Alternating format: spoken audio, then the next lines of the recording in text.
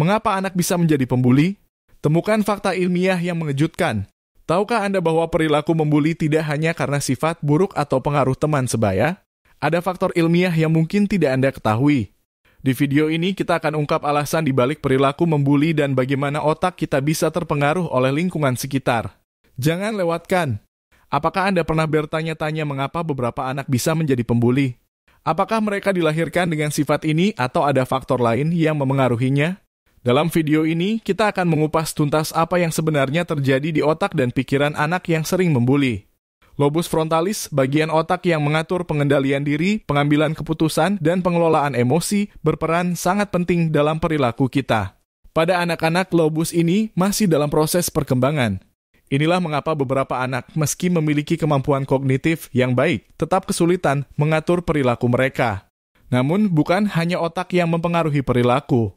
Lingkungan sosial tempat anak tumbuh juga memiliki peran besar. Anak yang hidup di lingkungan kekerasan atau ketegangan emosional bisa lebih cenderung meniru perilaku agresif, meskipun mereka memiliki kemampuan kognitif yang matang. Lingkungan ini bisa membentuk pola pikir dan emosi mereka, mempengaruhi cara mereka berinteraksi dengan orang lain. Terkadang, anak yang membuli tidak hanya dipengaruhi oleh otak atau lingkungan mereka, tetapi juga kondisi psikologis. Anak dengan rasa harga diri rendah atau kecemasan sosial seringkali bertindak agresif untuk menutupi ketidakamanan mereka. Mereka merasa bahwa dengan mendominasi orang lain, mereka bisa merasa lebih kuat atau lebih dihargai. Selain faktor sosial dan psikologis, ada juga faktor biologis yang berperan. Penelitian menunjukkan bahwa faktor genetik dapat memengaruhi kecenderungan seseorang untuk mengembangkan perilaku agresif atau impulsif. Misalnya, jika ada riwayat keluarga dengan gangguan perilaku, seseorang lebih mungkin menunjukkan perilaku serupa. Otak kita dalam hal ini berperan dalam membentuk cara kita bereaksi terhadap situasi tertentu. Tapi ada kabar baik. Otak kita sangat plastis, artinya ia bisa berubah sepanjang hidup.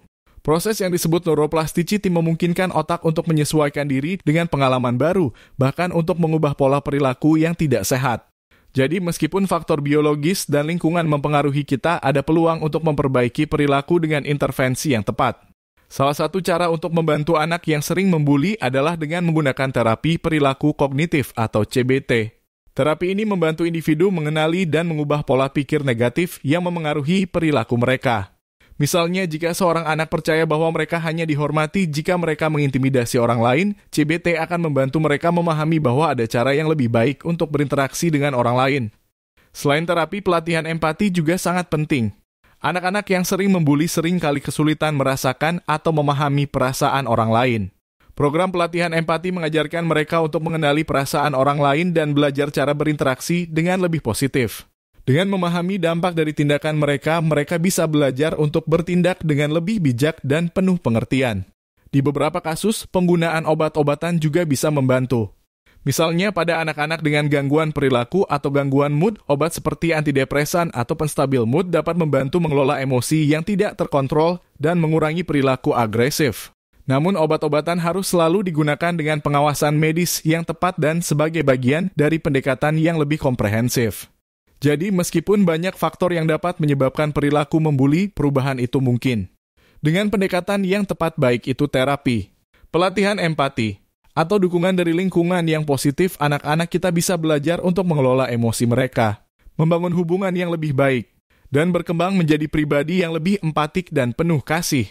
Jika Anda merasa video ini bermanfaat, jangan lupa untuk like, komen, dan share kepada orang-orang terdekat Anda. Ingat, setiap langkah kecil dalam membantu anak-anak kita mengatasi perilaku buruk adalah langkah besar menuju dunia yang lebih baik. Mari kita bersama-sama menciptakan lingkungan yang mendukung perkembangan positif bagi generasi masa depan.